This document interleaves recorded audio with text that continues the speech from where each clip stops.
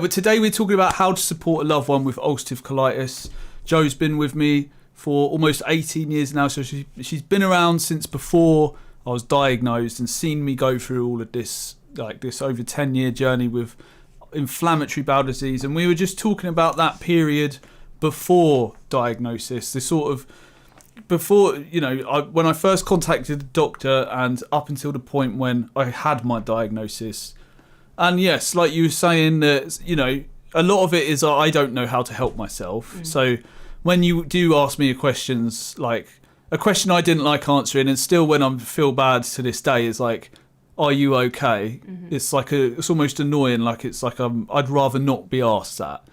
I think that's one. I don't know if that would help everyone, but if when you are in an unhealthy state, just not having to constantly answer that question, how are you okay? Because it's like, no, and I don't want to have to keep even thinking about this question. That's something I struggle with, and that's just in general anyway. That's just me, but other people might find that as well. That it's like you can't answer that question over and over again. Yeah, I do find that quite tough. So what about those? Because there was a lot of times when, before I was having it treated, one of the biggest signs that I'm flaring is that sort of sadness and that depression. That comes on generally a little bit in advance as well. Like when you start seeing signs, or when you start getting symptoms of you going into a flare, I can usually tell. If you say you hadn't told me any physical stuff, I can generally tell if your demeanour changes, because you become quite insular and you don't want to talk or joke with me as much as you normally do. And you become quite serious, which is not like you. Serious. Yeah, I just mean like you're not as jokey as you usually are. Yeah, I feel like I know you well enough at this point that I can pick up when you're starting to sort of, what's the word? When you're starting to sort of like separate a little bit, Right. There are telltale signs when you're just usually hoods up. Silence is usually just, you're not yourself. Up in silence. So what about, let's fast forward to, I've got my diagnosis, but I would flare like once or twice a year. What about during those times? What sort of things come to mind for you? Again, it's such a long time ago. I mean that it's over many years. Yeah. Any sort of time during that. We're just thinking between flares, how you feel. Yeah. Whatever comes to mind for you. I mean, I think when you first found a medication that worked, I think it was nice to see that something was working for you after all these years. And also the other thing as well is knowing you were right after being told by doctors that doctor in particular, that it was in your head, or, just to like suck it up. It was nice to know that there was a reason and that you had medication and it was under control, and it was good for me personally to see you sort of coming to terms with it. I think having a diagnosis also helps you accept that you're unwell, because then you figure out how to manage it as well. So it was nice when you were on, was it what did you get first? Pentasa? Mesalazine is the first med I was given. So when that started really working, it was so nice, I think, obviously for you, but for me as well, to know that there was something that was helping, and something that was managing it. And we both know, obviously after diagnosis, that it's a lifelong condition and it's just something you have to manage. And it was nice that you found something that was working. But obviously, when you did flare, it was a bit like, oh, well, that's crap. But generally, at this point now, it's been like, 2 years since you've even flared anyway.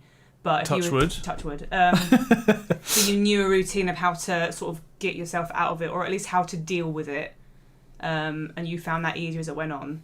So it was not nice. Like, I remember the first time you flared after having medication, I think you found that quite hard, because you were like, oh, I've got to go through all this again.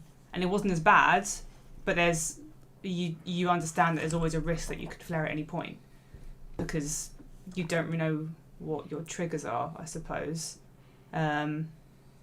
So it's just about, if you start seeing symptoms, knowing how to, like, almost putting like a care plan in place and being like, okay, this is a symptom of me potentially going into a flare, maybe I need to start looking more at my diet or start, upping my, I don't know if you can, up your meds, or having a bit more mesalazine or whatever. But generally, it was good to know that something was working. That was the main thing. So we've got a question here. Needs more base, 94. How do you juggle the feeling of letting people down? Like, for instance, making plans, etc., then being in pain at the time? Well, I mean, I've cancelled a lot of plans, decided not to go out to social events, all those sort of things. And the thing is, the best thing I've found is to just go with what you feel like you need to do, which is to not go out, not go to those things, especially if you are flaring.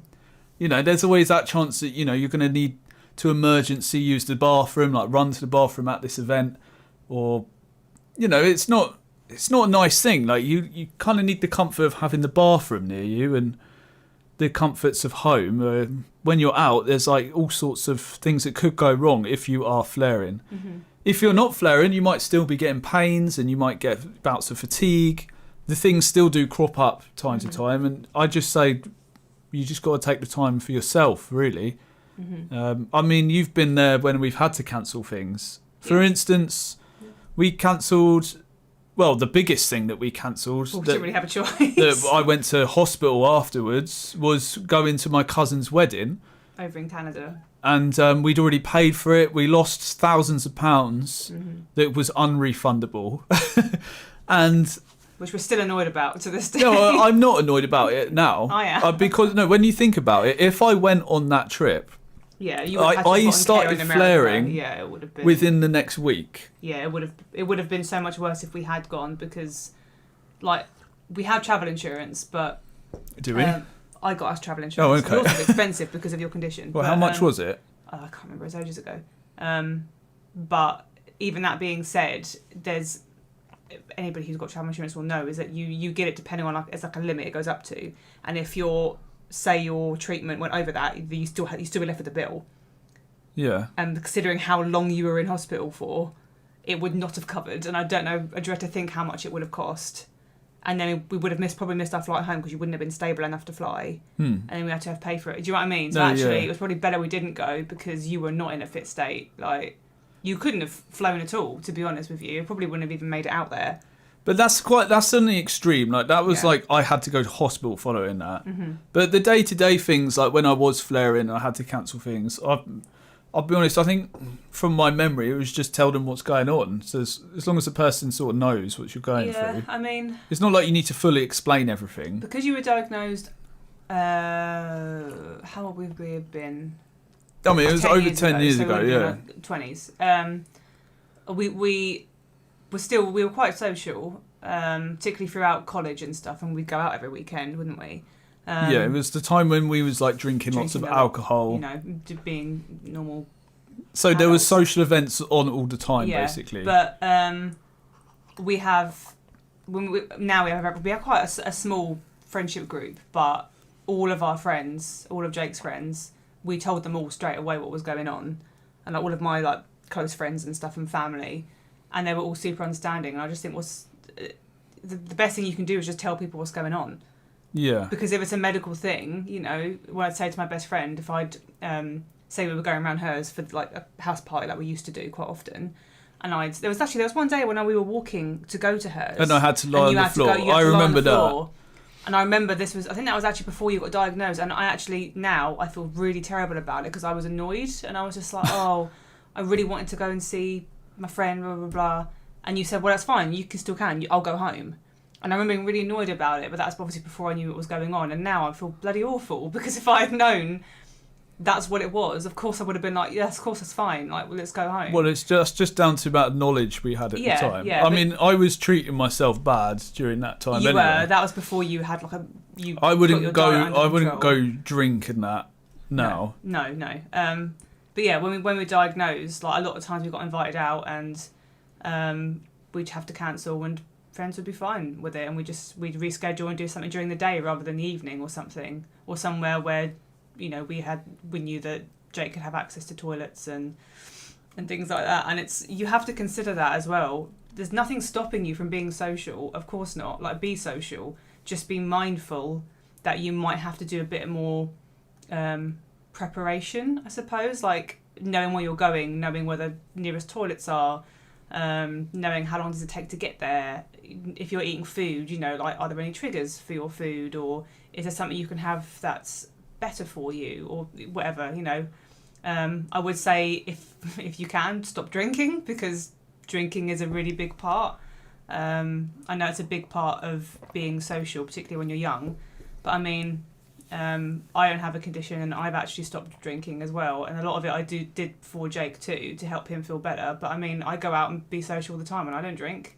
You don't need drink. Well, the drink wasn't particularly brought up in the chat. No, I'm just saying. But I'd from like a social to. Aspect. I'd like to bring up a few things actually, just on this topic. Mm-hmm.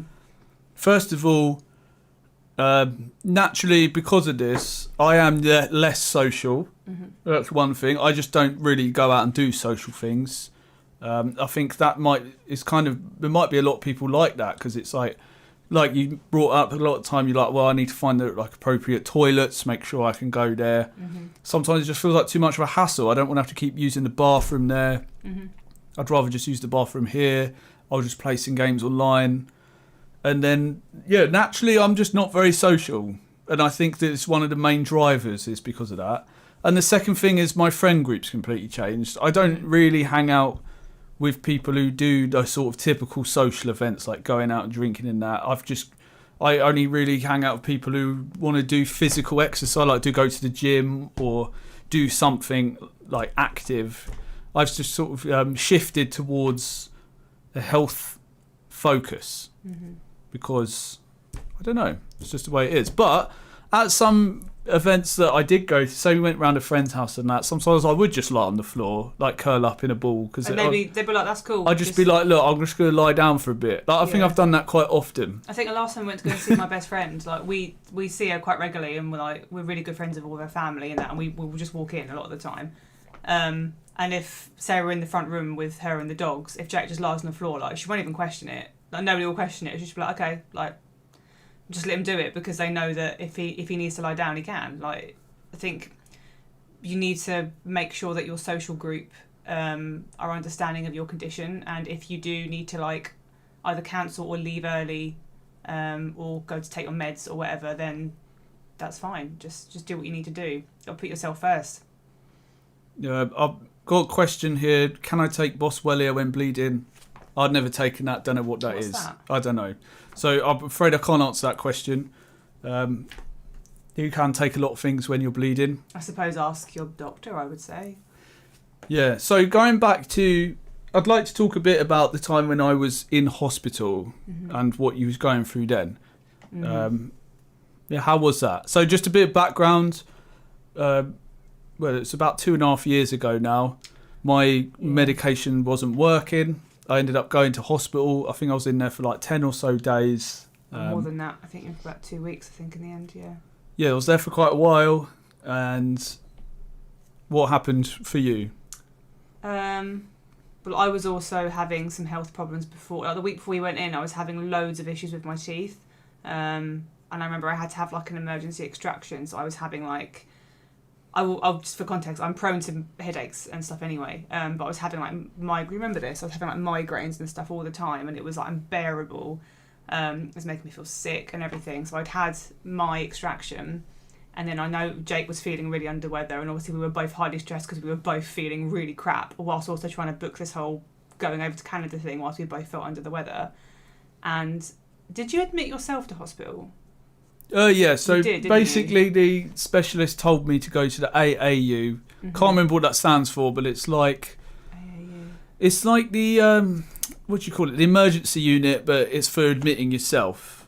Yeah. And like my nurse had informed them that I was going to turn up. It's something admitted unit, I can't remember. I don't, but anyway, so yes, I did admit myself. Yeah. I think, No, I was here, yeah. So I remember I was quite emotional, because I could tell we were both really stressed, and I remember you must have been on the phone to your to someone, your specialist, I think, and you walked into the room and you just like, I'm going to admit myself to hospital, I'm in a bad way, and I was a bit like, well, crap. That's when I knew it was really serious. I knew you were in pain, I could see you were in pain, but because you've always just dealt with it, I just thought this is just a rough patch and he'll deal with it. But when you came into me and said I need to go to hospital, I didn't even question it. I was like, that's fine. I was upset, but I was like, that's fine. If that's what you need to do, then do it. And we really quickly like packed a bag, didn't we? Yeah, it was just weird. Like I packed this laptop which I just bought, which was really good actually in hospital. Yeah, it was really good. You had that. Yeah, it was weird. 1 minute we were just sort of sitting, both being quite upset. But the next minute you came back and you were like, I'm going to hospital, and we just like packed a bag in like 10 minutes. But I think you needed to do it, and then once I think I took you, didn't I? Did I take you?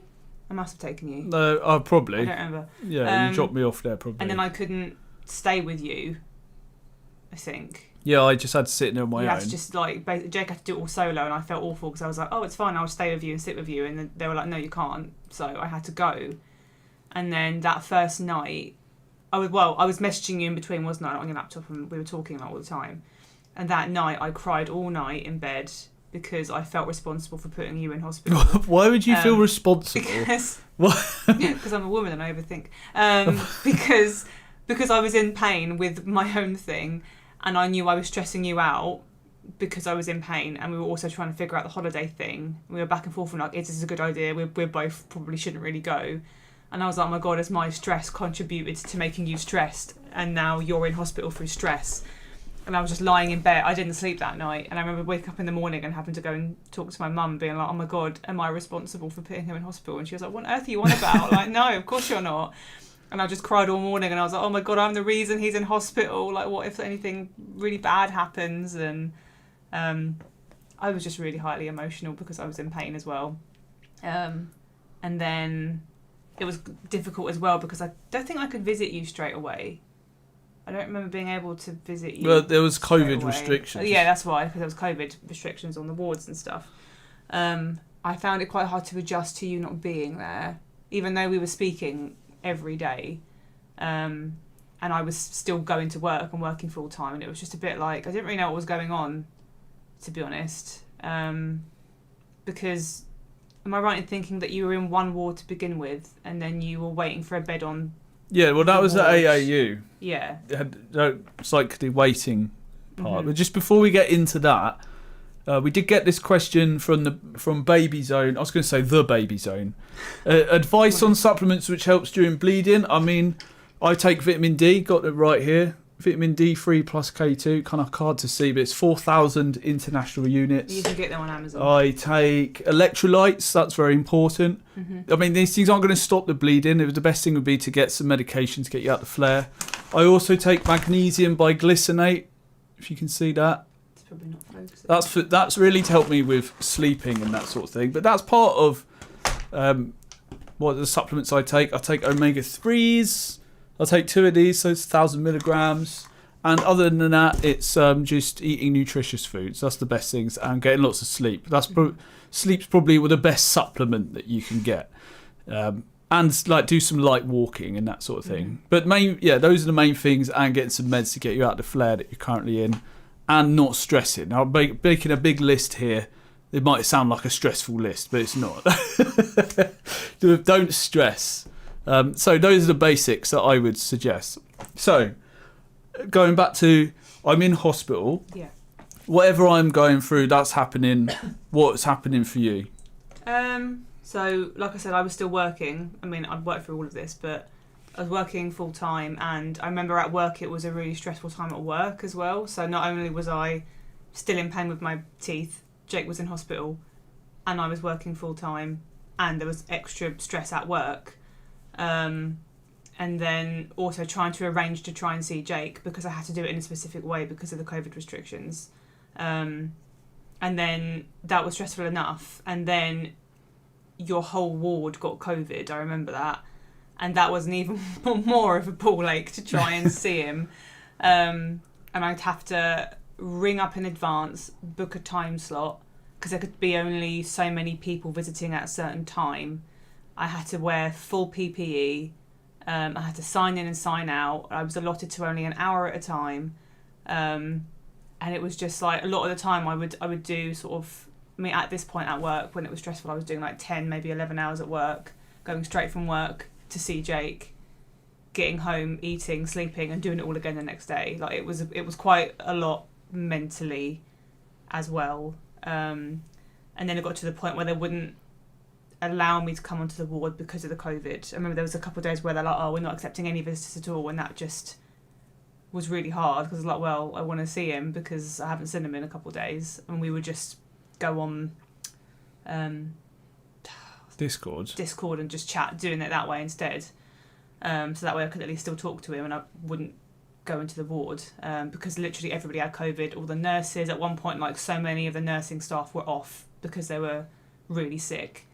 And it was just really hard because I wasn't able to really do anything at that point. I mean, I knew you were in the best place and I knew you were getting the best care, and that was some relief at least. But like I said, I still felt the guilt, even though now I know that was bloody stupid of me to think that at all. But it was quite difficult emotionally for me to, when I did visit you, to like leave you. I found that quite difficult.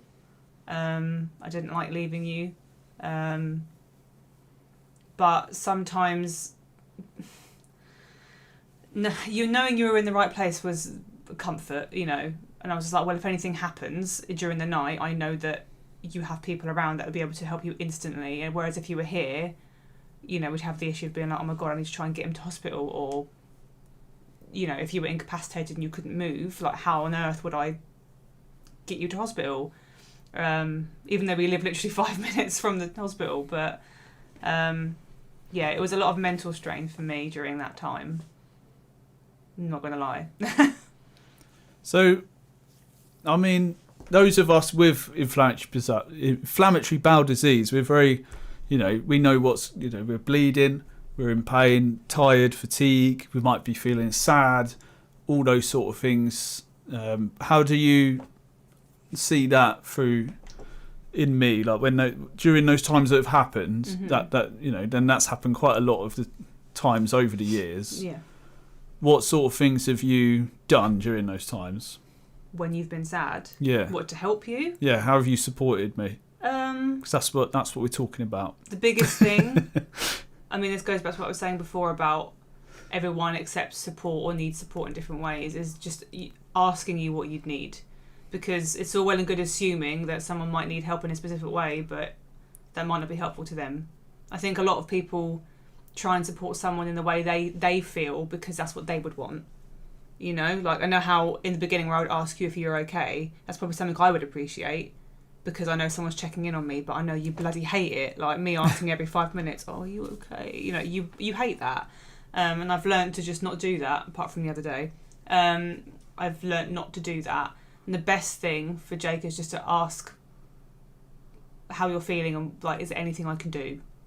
And that's the best thing. Because if he just goes, no, I'm like, fine. And the best thing I can do is just shut up and take a step back. And he knows I'm there. And if he needs me to, like, I don't know, it could be something like, oh, I've left this upstairs, or like, oh, I need a hot water bottle. I'll just go and get it for you. I'll wait for you to tell me what you want while still making you aware that I'm there. It's almost like, this is just obviously just for Jake, but being in the background as like a background support was more what you needed. And at that time, because you were in hospital, I knew that you had the medical support was not something I had to worry about, but being the emotional support for you was the main thing. And when I came in, I remember when we could go back into the ward, when you were, I'll just touch on this briefly because you probably want to go into more detail, but when they were talking about the new med that you're on now, Infleximab, and I remember coming in and you were so excited that you're like, oh my God, there's a biological that I'm going to try. That sounds really, really good. And I got to meet, was he your consultant, the guy? What, Dr. Fong? With the soft hands? Yeah, you met Dr. Fong. Dr. Fong, soft hands. I walked in whilst he was talking. Have you still got it? No, I've got... oh, you carry on and I'll show you this after. I walked in while he was talking to Jake about options and what we're going to do for you and things. And the curtain was drawn, so I just sort of like I just waited outside. I could tell they were talking about something serious. And he spent so much time explaining what they're going to do and how the biologicals work, and that it was completely his choice and that it wasn't just one option. There was so many biologicals that he could try. because the whole thing was your inflammation was like off the scale, wasn't it? Like it was your inflammation. It was maxed out the charts of whatever the scale was, and nothing they were doing was working. So they were like, right, well, we need to escalate this and try something else. And the biological was the next thing. And I remember sitting and listening to it, and he was so lovely. And when he left, and I was talking to Jake, you got really emotional. I remember you being really emotional because you were just like, there's something they're going to give me that's hopefully going to work. And because you were so desperate at that point just to have relief. And I could tell you're upset. And Jake doesn't really cry. Like, he's not a crier. He never has been. But I could tell you were really upset. And I sort of stood there. And I didn't want to immediately go in to hug you because you don't always like that. So I asked you, like, do you want a hug? And you were just like... And then we just hugged, and I didn't say anything. I just sort of like waited for you to tell me when you were done, if you wanted, like if you wanted anything. And I think that was a point where, do you remember, I would do like little shopping things for you and bring you things. Yeah.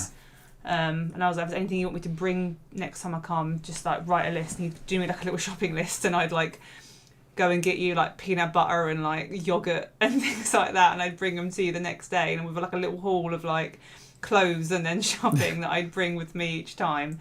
But like that was a really key thing where I could see he needed emotional support, but I let him tell me what he wanted rather than me just going in the way I normally would, sort of like, you know, are you okay? I could clearly see he was okay, but obviously there's a lot of emotion, and I was like, right, well, he needs to process this in his own way. Yeah. So we do have a question from Mr. Bass, but just before answering that, this is the diagram the consultant actually drew out for me. So it says moderate colitis, and then I was on Pentasa as my finger, and then basically these were the options I had: steroids, which I was put on, and then azathioprine, which I'm on now, plus, and I had these choices at the time. And he wrote out how it works. So it would be infliximab. This is what I ultimately chose. Infusion at the hospital. Then after 2 weeks, you get again, week 6. And then after that, every 8 weeks. And I'm still here. And I had the choice of adalimumab, which is a funny name for a drug. But a lot of people are on it. And that's the one where you actually you do it yourself. A subcutaneous injection. Okay. Mm-hmm. And there was vedolizumab, or what, I can't pronounce it, but it's another biologic. We didn't really get into that because at the time, it's just on the edge there. At the time, I knew that I wanted to go on infliximab. Why did I want to go on that? Because I heard other people talk about it. Mm-hmm. I've heard a lot of other people talk about adalimumab as well, but infliximab, I heard the most people talk about it, and I tend to. It's like user reviews on Amazon. I was like, I'll just go with that one. My gut said go with that one. 5 stars. So going to the question from Mr. Bass 94. Having dealt with this for years, do you see a correlation with your mental health and symptoms? The answer is 100% yes. Pretty much the way I explain it is if I have unexplained sadness, or sadness with a big question mark, it's usually then followed up with a couple days later or a week later with a flare or some sort of symptoms. And I do really feel like the state of your gut really dictates the state of your mind. And when the times when my gut's been going in the wrong direction, I start to feel like I'm going in the wrong direction mentally. Like I start feeling sad. And the times when my bowel has been in complete like disarray, I'm bleeding, is when I feel very like rock bottom and depressed. It really does sort of dictate your mind, really. 100%. No, definitely. So there's been so many times over the years where I have had that sadness with a big question mark. Mm-hmm. And then it is literally like days later I started bleeding. Yeah. And you see me in those states where I've been very sad. Yeah, I have. And as time's gone on and when you had your diagnosis, that's what I was saying about before, where it was a sign of things to come. Yeah. And that's when you start putting things in place. You feel like, well, I've got this. I remember asking you one day, I don't know how long ago it was, but I remember you being sad, and I was like, oh, what's up? And you're like, oh, I'm sad. And I was like, how come? And you're like, I don't know. And literally 3 days later, I mean. Like you start flaring. Yeah, you start flaring. It's a bit similar to, I suppose, how, I mean, I don't know if it was really a comparison, but like how women have menstrual cycles and how you feel very down for no reason at all, and then 3 days later you're like, oh, that's why. It probably is kind of similar in a way. I suppose. But yeah, like after years and years of this, you tend to spot trends. Trends, that's the word, yeah. You do spot trends. So yeah. if you were having sadness and you were like, I don't really know why, nothing's triggering it particularly, then usually that's a sign of, oh well, that usually means that your body's feeling a bit down, your gut's not happy, and then generally you're going to physically see that in 2-3 days time. Yeah, well, it would be like 2 days later I start flaring, and then I'll be like, oh, this is why I was sad. Yeah. Oh, well, why didn't I see this coming? And it's almost like... It happens all the time where you're like, I don't know why. Yeah, that's what I mean. I can't make the link, and then it happens. Every time I think, why do I feel like this? And you never immediately think like, oh, I'm flaring, because probably it's the last thing that you want to believe. It's like denial. Yeah. Or if it's been like a really long time, say rather than it's every month, it's now been 3-6 months, and you're not expecting it. It's kind of like the back of your mind, and it's not something you even think about now. To then suddenly be reminded that you're like, oh yeah, that is a thing. I do have that condition. That does make sense. I literally can flare at any time. It's just denial, I think it is. Yeah, it is. Yeah. Like every time, you don't want it to be the case. No, definitely. Yeah, how your gut is, the health of your gut will dictate how happy you are. That's the way it is. Well, they say like not even just for ulcerative colitis, but they do say that however your gut is feeling is generally an indicator of how you're feeling. You know, I think that's where the term like trust your gut instinct comes from, because generally your gut knows where it's at and it knows what's going on. If there's something wrong somewhere else in your body, your gut will be the first one to feel it generally, and that's definitely true of ulcerative colitis as well. Yeah. So I mean, interestingly, I'm just thinking back to before I was diagnosed, before I had any signs of inflammatory bowel disease, my friend, who I won't name who he is, he's got Crohn's, and I'd see him throwing up all the time. Yeah. Like he'd eat some fruit and he'd throw it up, and that's his signs as things are going wrong. Yeah. And I guess the way that we supported him was we was just hanging out with him, and I never I don't remember questioning what was going on. I was intrigued. Like I learnt about Pentasa before I ever needed to take it. Yeah, because he was on it. Because that was the weird thing, how years later I'm on the same medication as him, and we joke around it's the brotherhood of bowel disease. That's a funny phrase. Yeah. I guess actually knowing someone else with inflammatory bowel disease in real life is a pretty cool thing. Like obviously that's not doable for everyone. Like online things really help too, but actually knowing someone in person is pretty cool, and I think that's a cool way of supporting each other as well. But I do remember, because I think I didn't really see it that often, but I remember one time that he was sick, and he came back in, I was like, oh my god, you okay? And he was just like, oh yeah, it's just my Crohn's. And I was like, okay. You know, and that was it. Like we just left it at that. But I mean, I saw him be sick a lot after that, and that was usually a sign that, you know, like a day later he'd be like in quite a lot of pain. And I mean, I used to see him be sick all the time. Yeah, he must have just been constantly in flare. Really, it's like his flare would be throwing up, my flare is bleeding. Yeah, he was quite slim all the time as well, wasn't he? Like he's never been overweight. That's quite a struggle for me as well. It's hard to gain weight.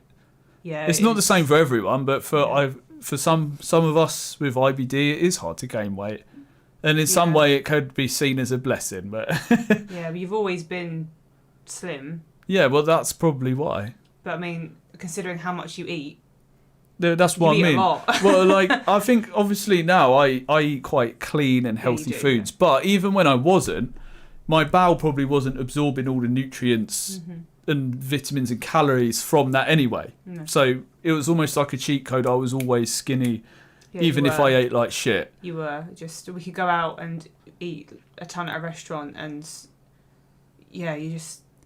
Now this gets me onto something actually. So many times we've been out for a meal. I will eat, and then I'll be in absolute I can't stand up and walk because my gut would hurt so much. And I know you probably remember. I'd always ask everyone else. Does no one else got gut pain? Yeah. Everyone says no, Yeah. and I'm the only one. Literally, I'm like stuck like this, Yeah. and I can't walk properly, and then I can't wait to lie down. Yeah. And usually when that happens, I'm like incapacitated for hours, and it's frustrating. Yeah, you go to bed and you're still in pain and things like that. Yeah, and it's like the day's wasted now because I have to lie down, and if I'm to sit up in any way, I like my body's like lie down. But that stems back to if you are going out, you can still go out, just make better choices. You know, like, because a lot of the time, going back now, is if we went out, say like 10 years ago, and you chose something that was like quite greasy. It was a chicken korma. Like an Indian chicken korma would do me in. Yeah. You know, something that's high in processed, you know, everything that's like very well, it's just got tons of stuff in it, hasn't it? Yeah, anything that's got stuff in it that you shouldn't be eating, or very high in carbs or whatever, you would always be in pain. And I remember you'd like always look at me and be like, why aren't you in pain? I'm just like, because I don't have IBD, that's why I'm not in pain. But you'd ask everybody anyway, just in case. Yeah, because it's normal to me. Be like, oh, if I eat this large meal, I will be in pain, but I'm hungry and we're at a restaurant, so I'm going to eat it. But the amount of times as well that I'm like, oh, like maybe you shouldn't have that because it might be in pain. You're like, oh, I'm hungry. Yeah, but that's the thing, it's hard. So it's almost like you need to not be presented with the choice of having that meal that is going to mess you up. Yeah, but also it's down to if you know that the likelihood is you're going to be in pain, you just need to make healthier decisions. Well, it's taken me years to be able to have the self-control. It has, like literally, probably only the past sort of 3 years where I've actually taken that seriously. But that's really hard because it's like social setting. You're going out for a meal. It's food that you really like. Mm-hmm. Everyone else is eating it. Mm-hmm. And you're like, well, I'm at the restaurant. I'm going to eat it. And then you think about the pain afterwards. Were you in pain last night after a meal? No, but I was in pain actually last week, and I can't remember what we ate. But did we go out? We didn't go out. No, it was just a meal we had here, and I ate whatever it was. Was it Chinese? No, we haven't had Chinese. No, like the fake Chinese thing. Like I said, I can't remember what it was. But anyway, I had to lie down, and I had to waste like 3 hours of the day being in pain, which is kind of annoying. Mm. Yeah. So food, I think it is a bit of a struggle. Yeah, it is. And I think, one way to support with that is to just eat at places where they aren't an option. Because sometimes, self-control is hard. Mm-hmm.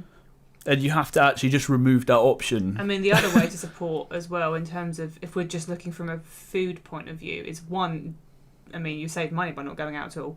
But obviously, don't let that stop you because it's still a social thing.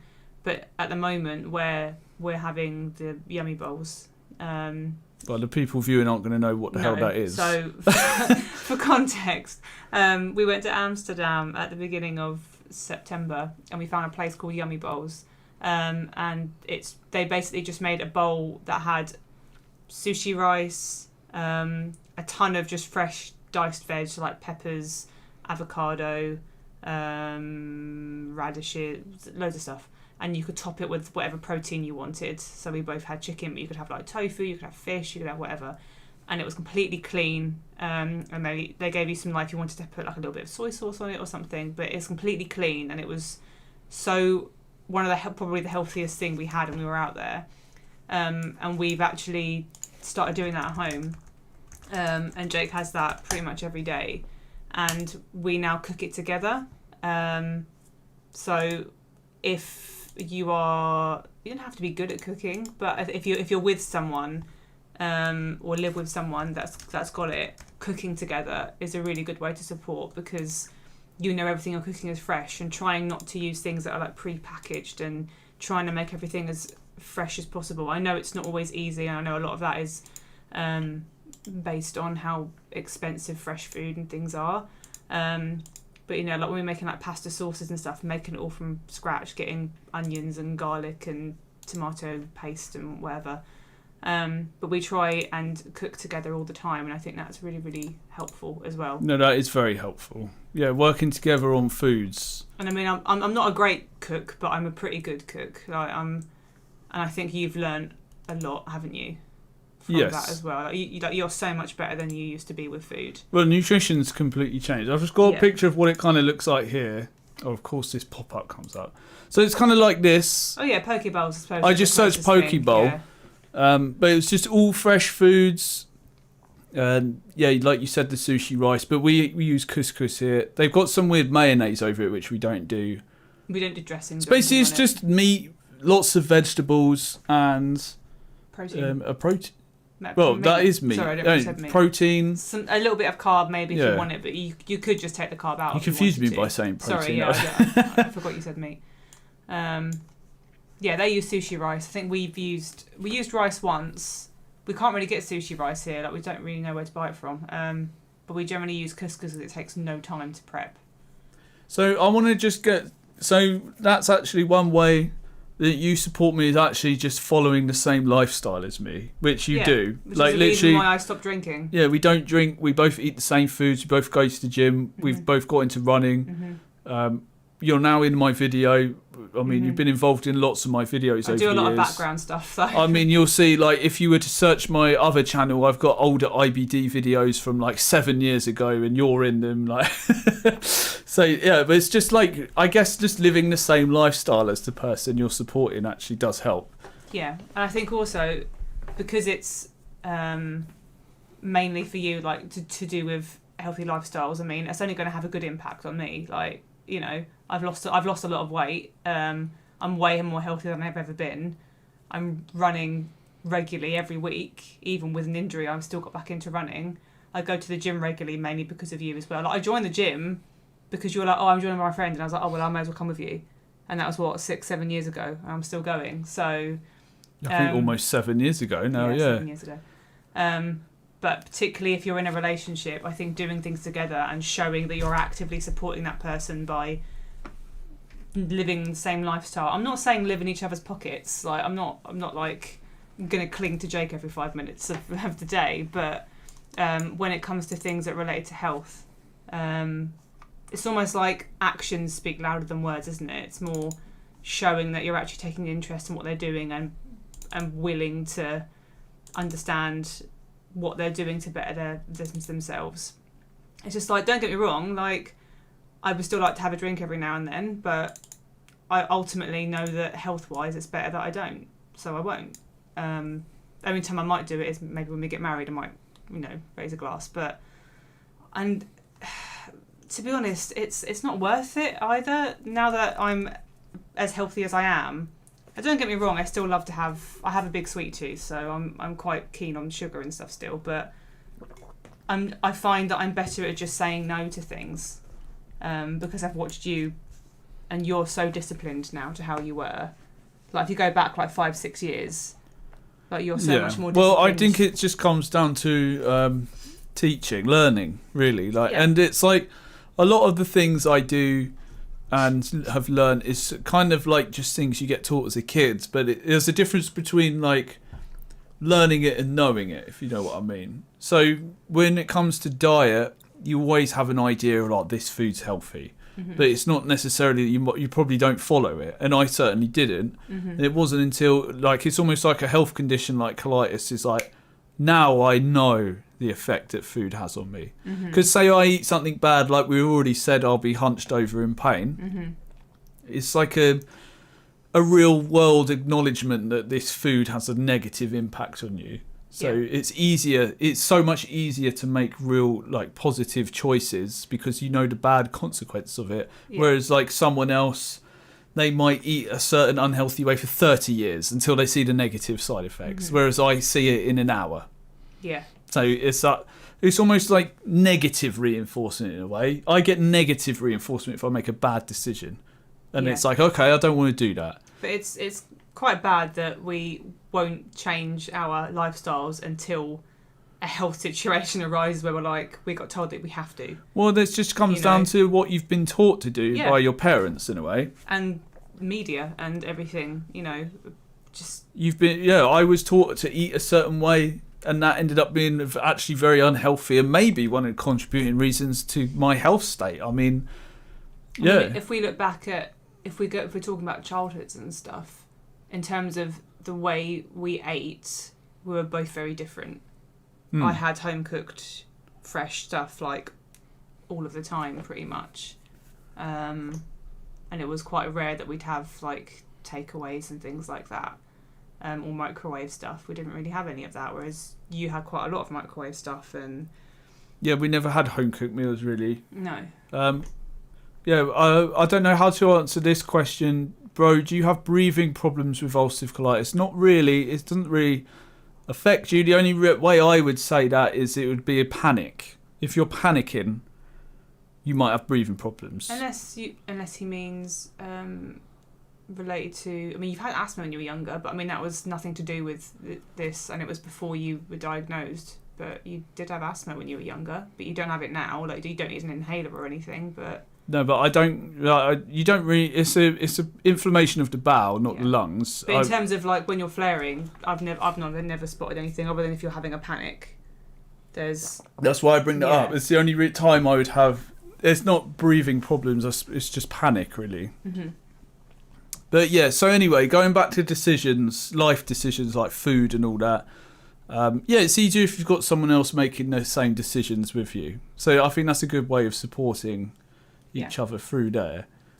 Yeah. And like going food shopping and stuff together and just doing things together, like, is quite a big act of support to know that you've got someone that's coming along the ride with you and is going to be there to support you, and is showing you that they are making conscious decisions to better your life in what they're doing as well.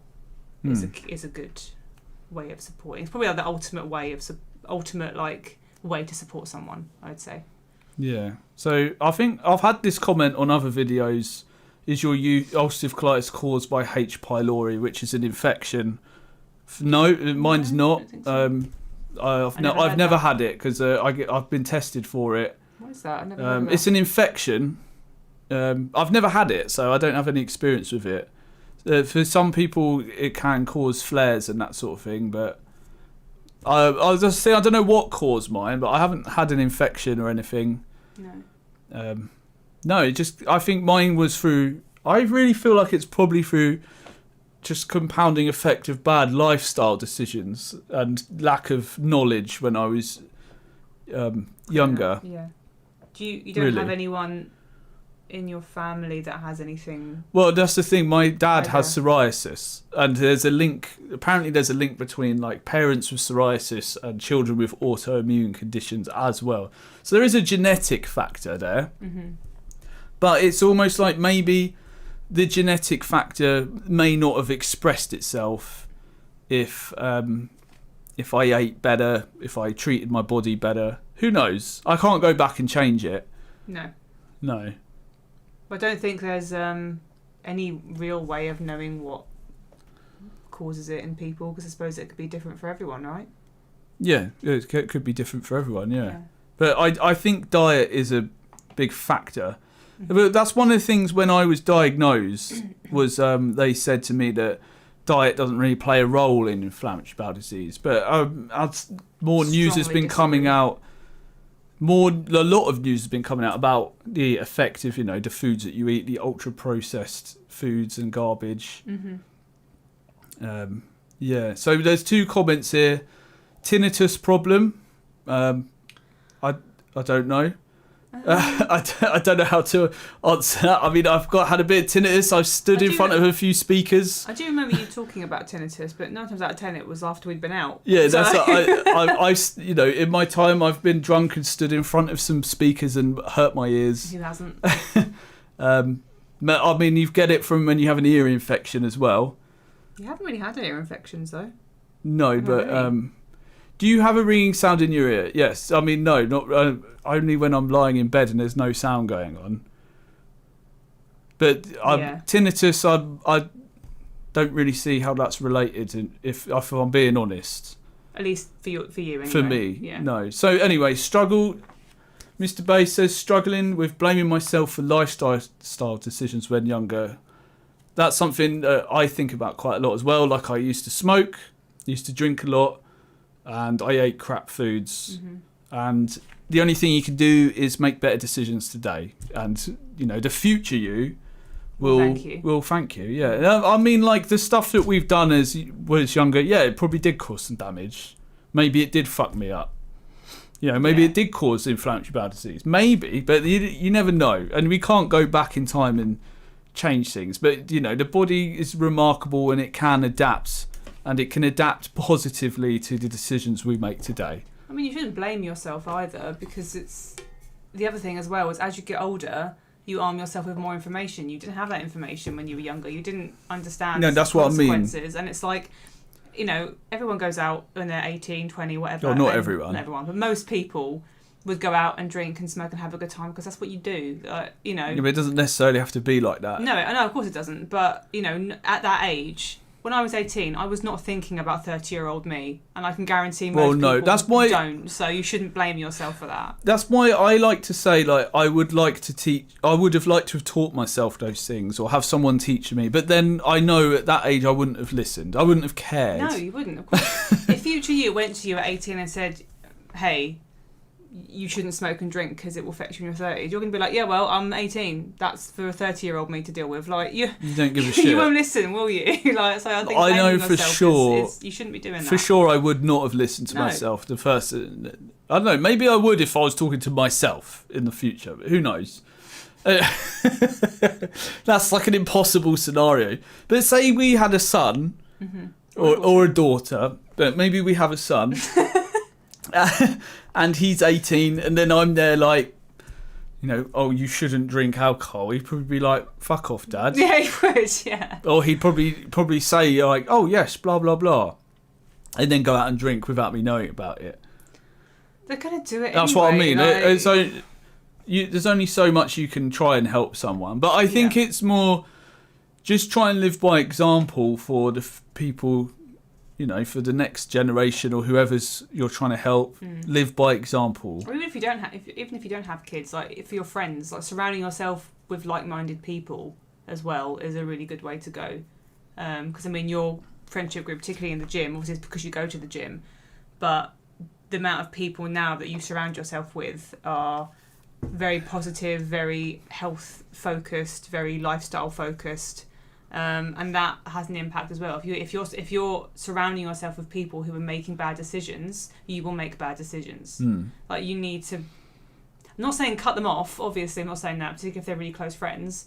But just. But cut them off. No, that's not what I'm saying. I'm not saying that. I'm just saying, you know, it wouldn't hurt to find friendship in people that carry the same values as you, or the same lifestyle trends or wants, or you know, yeah. I'm not saying cut them off. That's not what I'm saying. Simple way is just go to the gym. That's why I've met so many people that want to better themselves, live healthier, have more driven, want better for those around them at the gym. I don't know. It's just the perfect place to meet someone if you're trying to find someone. Anyone, like a friend or an acquaintance, a new acquaintance, someone who you want like a positive role model in your life. There's loads of them at the gym. There's like your local grimy gym, go to it. Not the chain gym. You're not going to talk to a chain gym. Go to your local grimy gym. They're a lot more welcoming than anywhere.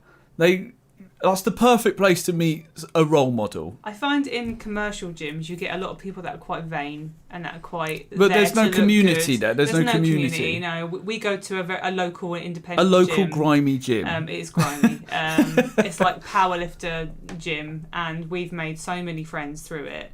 And I think even if you're not going to the gym right now, if you're thinking about it, I'd just do it. Like I think a lot of people find it quite scary.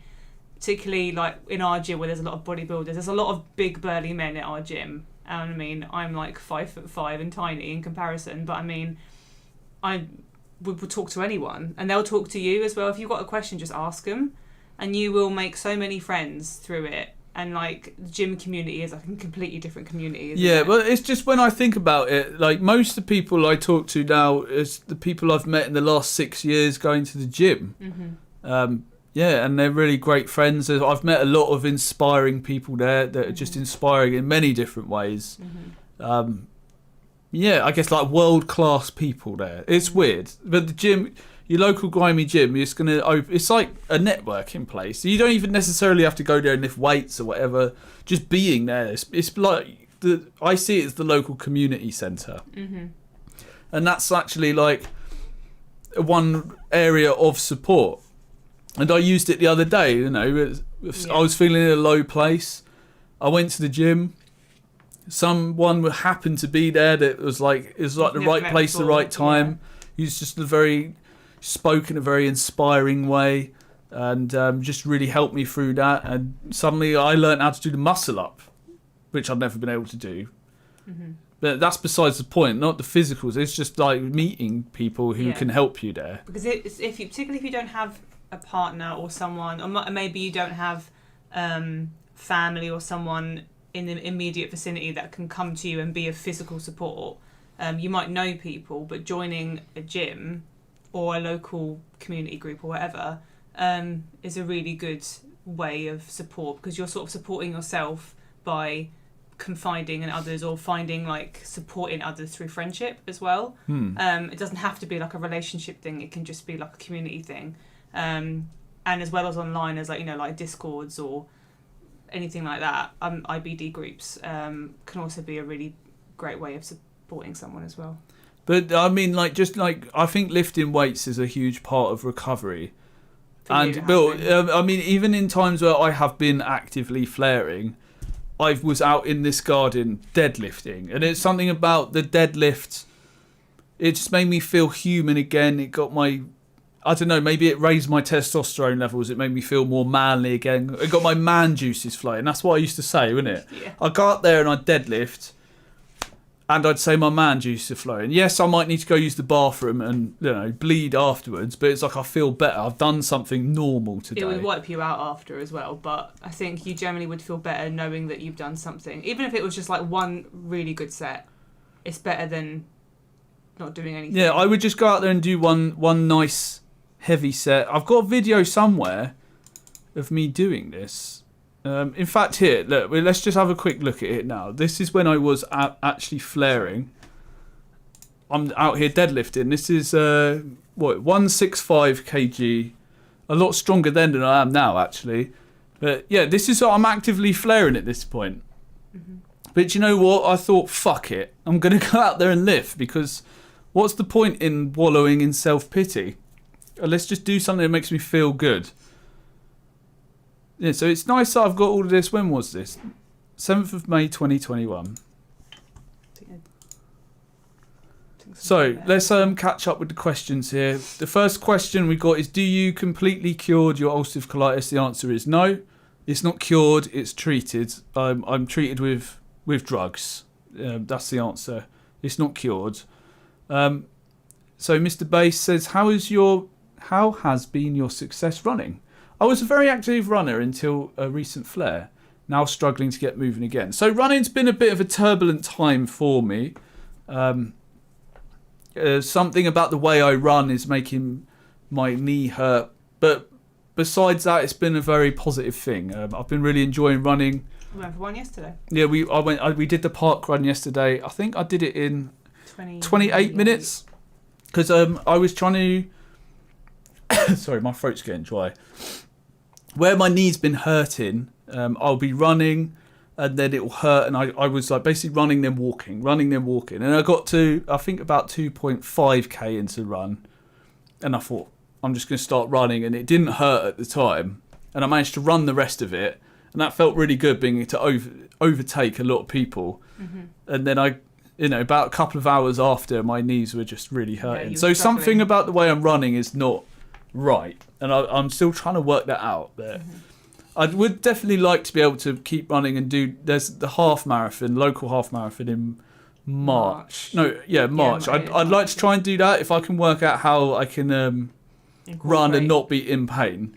Yeah, I will also just say that don't underestimate the power of exercise for your mental health as well. Because we've both been through a pretty shit last week with things going on, and I've not really been going to the gym because I've been feeling so down. And after my run yesterday and my session today, I feel so much clearer in my head. Obviously, it's not related to IBD, but I'm just saying generally, exercise I don't think is spoken about enough in terms of how much it can help. And if you were an avid runner and you want to get back into it, I would just say don't try and do too much at once. I know obviously I can't really talk because I don't have experience of IBD, but from other injuries and things, like just going for like a walk, just trying to walk it, or do like a fast-paced walk, you know, just doing something is better than nothing. And I think you need to kind of forgive yourself a little bit. You know, if you come out of a recent flare, you won't be where you were, and you can't expect yourself to be where you were straight away. So just take it easy and do little bits often, and you will eventually see that drive come back. Is it? I like this point. Reminds me of things that I've done with lifting, which is similar. So he said, I found runs over 8 miles would lead to blood in stools. Okay.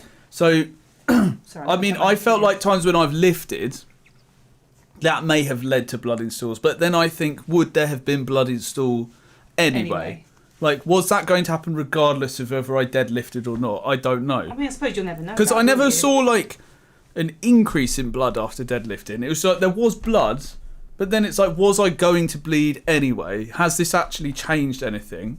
So I'd ask yourself, is there, you know, would that blood have been in that stool if you wouldn't have run 8 miles? And if the answer is, you know, the blood is there because of the run, you know for certain, then I'd just run less miles. Mm-hmm. Or, I mean, times, I know I've 100% done this. I just did the deadlift anyway. I did not care because it made me, I thought the deadlifting outweighed anything else. I suppose you've got to weigh up though, haven't you, if it's worth it or not, because it depends how much. If you're having a very large flare after you're running, you've got to weigh up if it's worth it. But again, I would just go back to start little. And don't go for distance, go for maybe just... I can only speak from my experience. And, you know, most of the time my flares weren't too bad. Like, yes, there was blood and I had to run to the bathroom, you know, however many times per day. But I just decided I was going to live through most of those. Well, pretty much every flare except the one that put me in hospital, I lifted through all of them. And in fact, I maintained pretty much all my strength. And I've got one prime example. I'll get to the comment you just said, but I've got one prime example here where I did lift throughout the whole of the flare. Where is it? I did a triple bodyweight lift because it made me lose weight, and I still retained most of my strength during the flare. Oh, where is it? I've got too many things saved. I can't bloody find it now. Did you do that up the road at Dan? Oh, here we go. Triple bodyweight hack squat. So you might think, what the hell's a hack squat? But anyway, I was proud of this. This was, I was flaring. I'm actually heavier than I am now, funnily enough. And this was after losing weight from a flare. So 227 kilos, 0.5. It's not a deadlift. Well, it is a deadlift, but the bar, I'm standing in front of the bar. And I took this opportunity to... do a triple body weight lift because I thought, why not hit that milestone now? Agne's face is so concerned at the very end as well. So yeah, I did that, and basically, you know, that's just an example of fucking do it anyway. Who gives a shit? You're flaring. What's going to be worse? I'm going to fucking live. I'm just saying. That's what I did. I don't know. It's going to be totally up to you whether you do that. Totally up to you if you do that. You're going to have to make that call yourself. And I took the call to lift pretty much every flare I've ever had. Mm-hmm. So if you're worried you're going to cause a flare running, I don't know. I mean, it might make you need to use the bathroom. Isn't there... I swear I was talking about this the other day with you, about... Well, it loosens your bowels when you run. After a run. That's why I just said that. Yeah, I mean, it might make you need the toilet. It could be that maybe it's... I mean, if we just take 8 miles or the number that you said as an example, it could just be that amount of distance at the moment makes you need the bathroom. It's too straining, so cut the distance down. Go for, I don't know. It depends how bad you want to do the run. I mean, I would say, if your flare's not too bad, you've got electrolytes and water, do the run. If it means that much, you know. Well, you could do it where you don't let it hold you back. You split it up, and rather than doing it all in one go, maybe you run 2 miles and then have a break, and then run 2 miles and have a break. Or I think it's just about, if you want to get back into running, you've got to try a few things to see what will work, because there will inevitably be things that won't work, or you might push yourself too much. And you just need to rein it in. No, but I mean, the problem is, I know the worry is it's like I understand. Yeah. It's Sorry, I just saw your comment. I've run off the treadmill to the toilet. No, but what I'm trying to say is that it's hard to actually distinguish. Yeah. Does this affect me? Yeah. Because you don't know. Like, would I have bled this afternoon anyway? Yeah. Would there be blood in the stool anyway, regardless of whether I lifted or not, or ran or not? I mean, I suppose the answer is you'll never know. Yeah, that's the thing. It's hard to know if it does affect it or not. From my experience, lifting hasn't really affected it, and I think I would have bled anyway. The flare, it's just, it is what it is. Mm-hmm. So I'd say just experiment. If you need to run off the treadmill to use the toilet, then do it. You probably needed the toilet anyway. I don't know. I would just say listen to your body. I mean, I don't really have any say in any of this because I don't have IBD. But I'm just sort of, if I was in that position, that's what I would do. But obviously, it depends on the severity of the flare. I mean, for most of my flares, I would be bleeding, and I would just feel like I could still lift, even if I felt kind of rubbish. Mm-hmm. Once I started lifting, I felt kind of normal again. Until afterwards. Mm-hmm. So yeah, I'd give it a go. Try it. Why not? That's why I don't think we should be held back by these things. As long as you're getting good nutrition, you're getting your electrolytes in, so you're not dehydrated. That's one of the main things. If you're running to the bathroom all the time, just make sure you're hydrated. You're working on your sleep. Exercise is definitely going to help, and it's like, that's where I always thought me deadlifting outweighed the, if it made me bleed a little bit more, because it just made me feel better. Mm-hmm. And I think that's more important in a way. If you feel better in your head, you're more likely to be able to tackle with it all. Yeah. Yeah, like it reduces your stress levels. I mean, sleep is the main way to process information, isn't it, as well? So, and starting running again will naturally make your body more tired, which will naturally induce better sleep for you as well. Well, it depends on the run, doesn't it? If you take a nice easy run, you feel energised after easy run. Yeah. But then again, we've only been running for a short amount of our lives, 4-5 months at this point. Less than you, because I started like a month after you. So. Yeah, so we're relatively new to running. I haven't run with a flare. I've lifted with flares, so I've got a lot of experience doing that, but not running with flares. No, I mean, yesterday was my first park run. It's the first one I'd done. So yeah, so I mean, I would just think, how long have you been flaring? Is the meds that you're on actually working? Think of it that way. The running might not affect it; it might a little bit. Anyway, so I mean, that makes you think about all the years that I was not on a biological drug. I think the mesalazine that I was on was sort of not really working, because I would flare every year, maybe twice a year, every year. Usually toward the end of the year. Yeah, around about now. Yeah. And I think it was actually the medication wasn't really working very well. No. Yeah. So just to bring it back to supporting others, yes, we do all these things together. Yeah. Yeah. So I feel like we've covered quite a lot today. Yeah. So if you've got any last minute questions, chuck them in the chat and we'll try our best to answer them. But I think we'll start wrapping up now. Maybe give it 10 more minutes. Mm-hmm. We've talked a lot today about ulcerative colitis.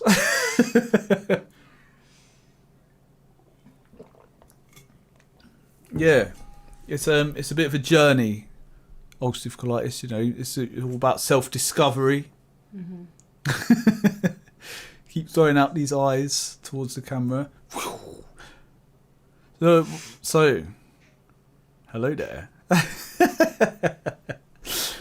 So we're thinking about doing live streams going forward. We're thinking about doing these maybe once a week, every Sunday. Mm-hmm. Maybe talking about different topics. That might be quite fun. Fun way for us to engage. I'd like to do that. Not necessarily with me, but... Not necessarily with Joe. Maybe Joe's here, maybe Joe's not here. But it'd be fun to do some live streams. Maybe we could check out like IBD Reddits and catch up on like some memes or something. Yeah. That would be quite fun. Or I've got a Discord down below. It's been pretty cool trying to get the community going. Mm-hmm. Maybe we could get people involved, do live chats, join the voice chat on the stream, answer questions. That would be very cool. That's sort of where I'd like to see the direction of the live streams go. And I think a weekly live stream might be quite a fun way for us to all connect as a community. I think that's really cool. Yeah, and community, it bloody helps. It bloody helps. Like, I mean, I know it because the Discords really helped me when I was in hospital. I just wanted to talk to people, connect to people, and that's a great way of supporting is just talking online, messaging, talking to people that have been through it, people who've got knowledge about it. That all helps a lot. Mr. Bass, thanks for watching. He says he's bailing. Thanks for being here. Number one thing needed on a diagnosis was a kind, informed voice. You've been there for that. Thank you, Bass. Oh, thank you so much. It's been great to have you here and answer your questions. Hopefully we'll see you again. That would be very cool. So, yeah, I guess we'll end things here then. It's been a cool stream. It's been fun to try this out. I've only done one other stream, and I was me playing Dark Souls, talking about IBD, and that was pretty fun as well. So maybe we'll play a game next time, maybe we won't. I mean, just suggest stuff if you want. Yeah, whatever you fancy me talking about, I will talk about it. Yeah, that'll be fun. So anyway, thank you so much. If you want to catch up and on some topics, hit that subscribe button, because I'm going to be trying to do more of these, but I've got lots of videos coming out, and join the Discord if you want to talk. Right, thank you so much.